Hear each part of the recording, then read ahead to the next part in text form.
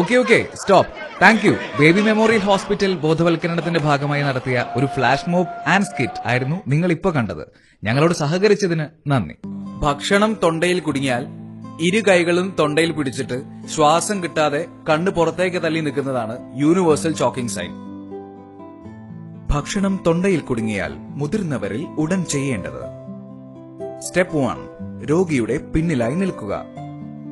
Step 2, അയാളുടെ വാരിക്കുടിക്കും പൊക്കിലിനുമിടയിലായി ഒരു കൈയുടെ മുഷ്ടി ചുരുട്ടിവെക്കുക. സ്റ്റെപ്പ് 3, മറ്റേ കൈകൊണ്ട് രോഗിയെ വട്ടം പിടിച്ച് മുഷ്ടി പിടിച്ച കൈയിൽ ബലമായി പിടിക്കുക. സ്റ്റെപ്പ് 4, തൊണ്ടയിൽ കുടുങ്ങിയത് പുറത്തേക്ക് തെറിക്കുന്ന വിധത്തിൽ വയറിനെ മുകളിലേക്കും പിന്നിലേക്കുമായി ശക്തിയായി വലിക്കുക.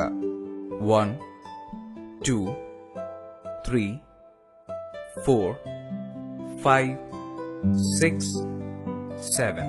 തൊണ്ടയിൽ കുടുങ്ങിയ വസ്തു പുറത്തേക്ക് വരുന്നതുവരെ ഈ പ്രക്രിയ തുടരുക. ഇത് ചെയ്തു കഴിഞ്ഞാൽ മിക്കവാറും 90% ഭക്ഷണം തൊണ്ടയിൽ കുടുങ്ങിയത് പുറത്തേക്ക് വരും. അഥവാ ബോധം നഷ്ടപ്പെട്ടാൽ ഉടൻ CPR നെഞ്ചമർത്തൽ നൽകുക.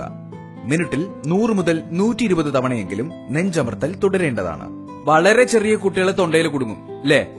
അത് എങ്ങനെ എടുക്കണം? സ്റ്റെപ്പ് 1, വിരലുകൾ കൊണ്ട് കുട്ടിയുടെ കഴുത്തും താടിയും താങ്ങിക്കൊണ്ട് കൈയിൽ കമിഴ്ത്തി കിടത്തുക. കുട്ടിയുടെ തല നെഞ്ചിനേക്കാൾ താഴ്ന്നിരിക്കണം. സ്റ്റെപ്പ് 2, മറ്റേ കൈകൊണ്ട് മുതുകത്ത് തോൾപ്പലകൾക്കിടയിലായി 5 തവണ ശക്തിയായി തട്ടുക. 1, 2, 3, 4, 5. സ്റ്റെപ്പ് 3, കുട്ടിയെ മലർത്തിക്കിടത്തി 5 തവണ നെഞ്ചമർത്തുക. 1, 2, 3, 4, 5. സ്റ്റെപ്പ് 4, കുട്ടിയുടെ ബോധം നഷ്ടപ്പെടുകയാണെങ്കിൽ നിലത്ത് കിടത്തി 2 കൈവിരൽ ഉപയോഗിച്ച് നെഞ്ചമർത്തൽ ആരംഭിക്കുക.